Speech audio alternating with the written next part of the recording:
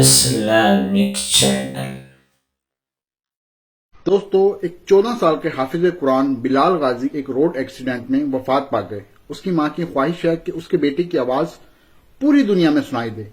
तो दोस्तों, मैं सदका जारिया के तौर पर और उस मां के लिए ये एक तिलावत, उस बच्चे की तिलावत साथ लगा रहा हूं। ये वीडियो देखें, अगर आपको पसंद आए तो सदका जारिया के तौर पर और उस मां की ख्वाहिश के तौर पर इस वीडियो को आगे शेयर जरूर कीजिएगा।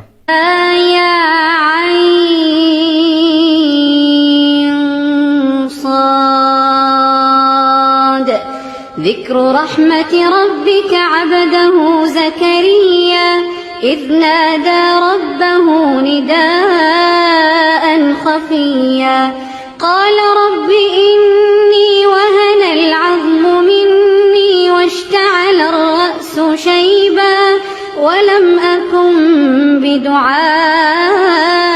رب شقيا وإني خفت الموالي من ورائي وكانت امرأتي عاقرا فهب لي من لدنك وليا يرثني ويرث من آل يعقوب واجعله رب رضيا يا زكريا إنا نبشرك بغلام اسمه يحيى إنا نبشرك بغلام اسمه يحيى لم نجعل له من قبل سميا قال رب أنى يكون لي غلام وكانت امرأتي عاقرا